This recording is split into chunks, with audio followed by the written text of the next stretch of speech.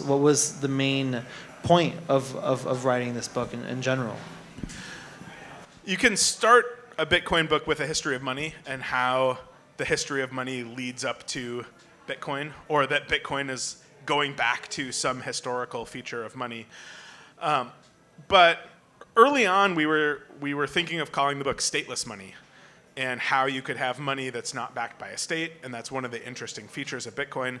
But then as we talked more and we started writing, we realized that really what draws us to Bitcoin is not the fact that it's not issued by a state, but the fact that people are using it to resist authoritarians.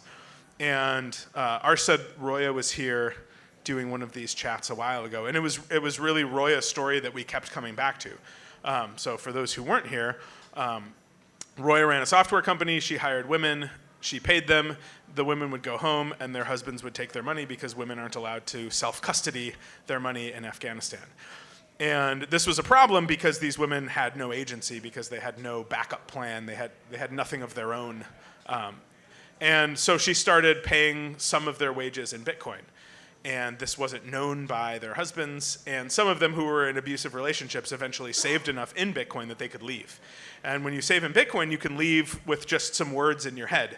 You don't have to have physical things. If you're searched, nobody knows that you have it. And so it was this idea about Bitcoin being a way of fighting the patriarchy in this case. But then, of course, much broader than the patriarchy. Bitcoin is also a way to fight authoritarian governments. It's a way to fight authoritarian corporations. It's a way to fight or to at least resist potential authoritarians, right? You might love Visa right now, but who knows who's going to take over and what they're going to have access to in the future.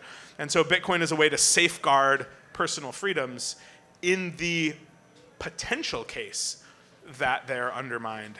And so we decided on resistance money as being more of the kind of story that we wanted to tell.